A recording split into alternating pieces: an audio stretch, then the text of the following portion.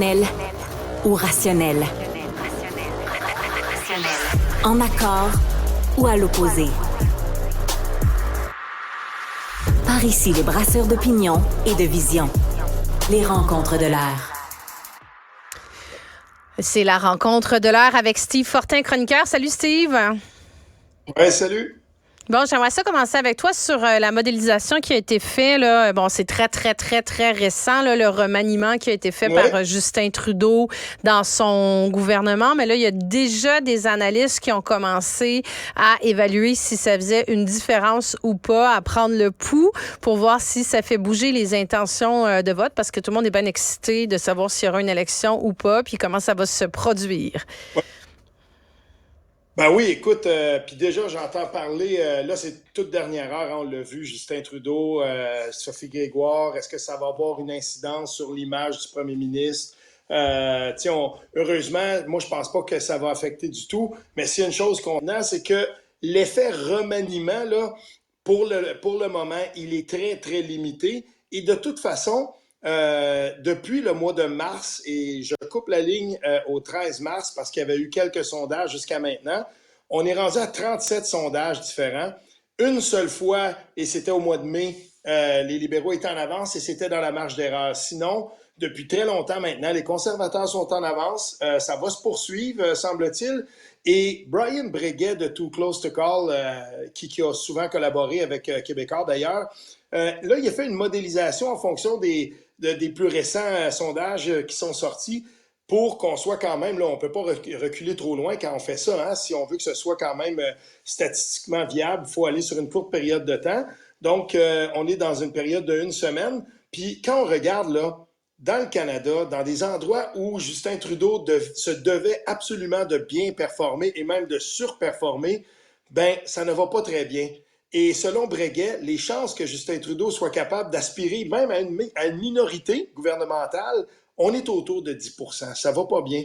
Oui, mais tu penses pas que, Steve, justement, tu sais, le remaniement, il vient juste d'avoir lieu, là. Je veux dire, tu sais, je veux dire, on est pas, en plus de ça, on est pendant les vacances d'été, on est pendant les vacances de la construction. Je pense que les gens sont peut-être moins à l'affût de regarder le téléjournal, de regarder les nouvelles, de lire leurs trucs. Tu sais, je veux dire, il y a des gens qui l'ont pas vu passer encore, ce remaniement-là. On n'a pas vu le visage des nouveaux ministres non plus. Donc, tu sais, c'est un peu utopique de penser que ça a déjà une incidence, ça a déjà un effet dans les intentions de vote, là? Ben, c'est ça, là. C'est que des fois, il y a comme une espèce de petit électrochoc. Ça s'est pas produit, mais on est en plein été. Tout à fait. Sauf qu'on est dans une tendance lourde, laquelle, probablement, va être influencée de manière, j'aurais tendance à penser, là, marginale par ce remaniement-là, de toute façon. Et ce qui risque de se produire, en fait, c'est que le changement, si on veut, d'image de Pierre Poilievre aura plus fait jaser que le remaniement lui-même. On se souviendra que dans le Canada anglais, pour ceux qui suivent ça, et c'est mon cas, je veux dire, on a tellement écrit sur le fait que Pierre Poilievre avait décidé de se promener en manche courte, tu sais, un peu les pipes à l'air, s'il y en a, pas de lunettes. Et puis, tu sais, ça a fait beaucoup jaser. On disait, regardez, il a changé son débit. Quand il s'adresse aux médias, il a changé son débit, il est moins incisif. Ce changement-là a été perçu, lui, a été remarqué par beaucoup de gens. On verra si le remaniement peut avoir ce genre d'effet-là, mais pour le moment, en tout cas, pour sauver les meubles, Justin Trudeau va avoir fort à faire. Et dans des endroits, par exemple, je regarde la modélisation de Breguet, là, les endroits où le Parti libéral est fort, c'est littéralement dans le Montréal métropolitain, dans le Toronto métropolitain, quelques endroits, si on veut, là, un peu éparpillés en Atlantique, c'est pas assez. Et dans un contexte comme celui-là, ben c'est une minorité conservatrice qui semble le plus probable parce qu'il y a un concept qui est intéressant et qu'il faut rappeler parce que quand on regarde les sondages, c'est l'efficacité ou l'efficience du vote.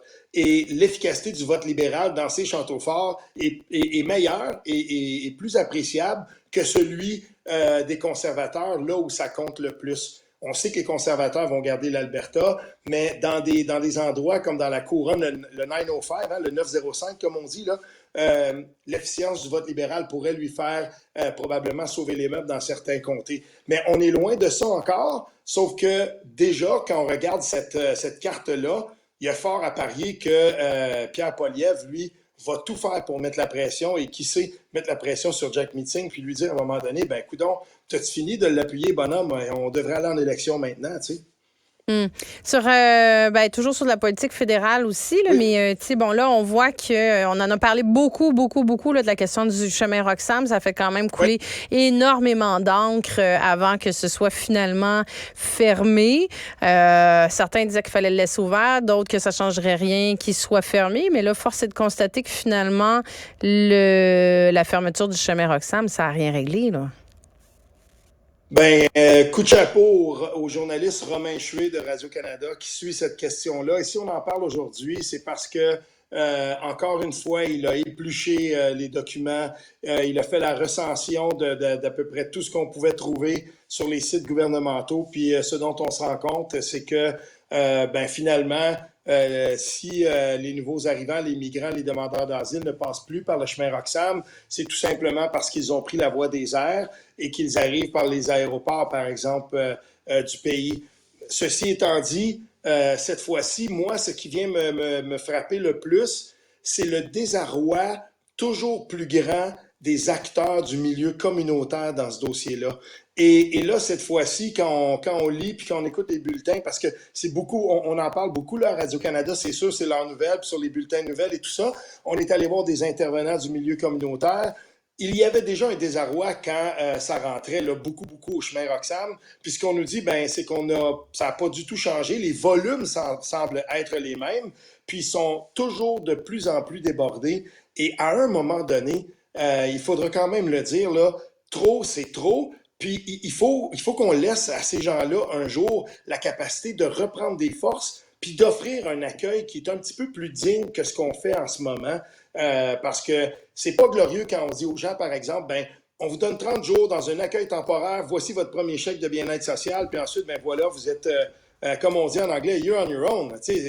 Débrouillez-vous. Ça n'a aucun sens. Et à un moment donné, il faudra que cette espèce de doctrine du fédéral, toujours plus et toujours mieux, parce qu'on l'a vu, il y a quand même une directive qui a allégé la question des visas touristiques et c'est ce qui fait en sorte, selon tous les acteurs dans le dossier, que c'est possible maintenant de rentrer à très grande capacité. Ben, ça a été fait secrètement, ça, très discrètement. Ben, à un moment donné, il faut arrêter de jouer avec les règles ou de lancer des tweets pour inviter la planète entière pour venir ici. Puis il faut qu'on contrôle ça de manière de manière plus stricte, je vais prendre ce mot-là, parce que à un moment donné, ça va créer plus de crise sociale et ben, il faut aussi penser aux gens qui sont ici, là. Steve Fortin, merci. À demain!